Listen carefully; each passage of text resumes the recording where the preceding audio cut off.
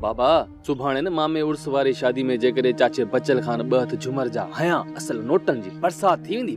अरे माठ करे वेही रुगो मज़ो ॾिस जाए रुगो बचल खान जो अधो उर्स भा भूरल बि झुमरियूं हणंदो ओॾा ज़ाइफाणी चने में अधी भागुल वेठी आ अधी पीराणी बि धी समेत हूंदी ओड़े पाड़े वारियूं मायूं झुमरियूं हणंदई झुमरियूं ने लाॾे सेरे ते माणे भूर घटि कंदियूं छा रुगो नोट ॾिसंदे नोट मेड़े मेड़े थकिजी पवंदासूं। आओ बाबू तो सही है पर इन उर्स वारे छोरे जो ख्याल कजो पतंदो आ सदाई पर ही घोड़ा खणंदो।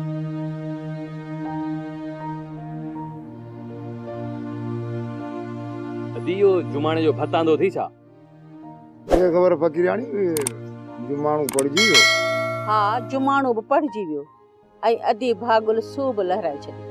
माना त सुभाणे का विहां शुरू। हा हा तहां टई सुबह सां वञी ओताख ते वाजो कजो। अधी भला ॿुध इन थाल में जुमाणे जी मानी आहे न बाकी चाचे उर्स जे विहांव जो भता छा जुमाणे जी मानी छो खणी आया हो माण्हू छा सोचींदा। अमा हेडे हेडे पकाई पकाई त ॾिसे न टिन त असुल इन भत मां गिरहो ई कोन हणंदा। चङो भला जेकॾहिं चओ था त बगरा घणी सवाब जा खाऊं था।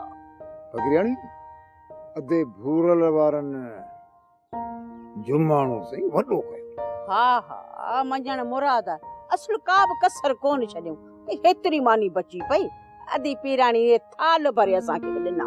बाकी मंझण मुराद आ बाबा मासी भागुल वाह जी असुल सूअ लहराई सॼे ॻोठ जे न्याणनि खे जोड़ो पोती त सभिनी खे ॾिनई असुल मर्दनि जे लाइ बि अजरक अजरक हिक हिक जे लाइ ॾिनऊं बि त उते पारायूं बि। फकीराणी ॻाल्हि ॿुधाए ही जेको असांजो राज आहे न राज ईअं सम्झो त हीरनि जी खाण ते खाण अलाह साईं हयाती ॾे बचल खान खे सॼो राज असुल धागे फीणे में अथसि। अधी भला हाणे उथ खणी अच थाली असांखे बि जुमाणे जो गिरात खाराए न।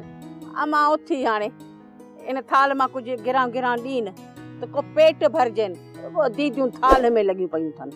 अमा हो जेको थाल भत जो कयो हुजे हे रात उहे ॾींदसि डरो बाकी इहे ॾेन त खाइनि हाणे। हा